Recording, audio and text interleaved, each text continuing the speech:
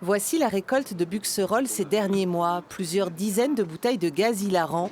Et dans les rues de la ville, les policiers municipaux en ramassent tous les jours. On a trouvé ça sur la voie publique, donc c'est souvent... Ça, c'est des bouteilles qu'on a trouvées quand, précisément? Il y en a une dès ce matin, les autres durant la semaine.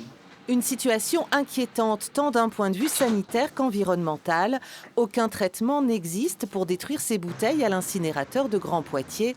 Alors le maire de Buxerolles a décidé de prendre des mesures. Je vais prendre un arrêté qui interdit à la fois de détenir ce genre de petites bonbonnes. J'envisage aussi, lors du prochain conseil municipal, de proposer un tarif spécifique de retrait de ces bonbonnes sur l'espace public.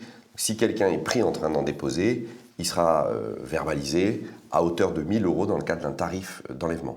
Le phénomène d'euphorisation touche les jeunes, voire les très jeunes, des 12 ans parfois.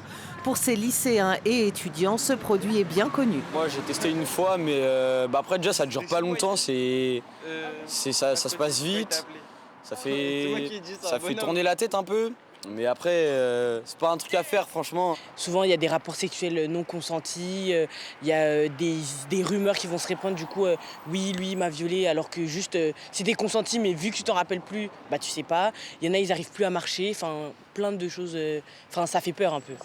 En 10 ans, la consommation a explosé, alors il y a urgence à intervenir.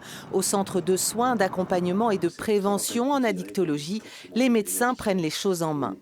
On a un dispositif qui s'appelle le dispositif d'addictovigilance, qui permet de recenser les cas graves associés finalement à des consommations de protoxyde d'azote. C'est vraiment pas sans risque, On a dit les conséquences somatiques, les conséquences psychiatriques, la perte de la marche, le développement d'une addiction, les troubles psychiatriques induits, c'est extrêmement grave. En 2021, cette consommation a conduit près de 350 jeunes aux urgences de Poitiers avec des séquelles parfois irréversibles.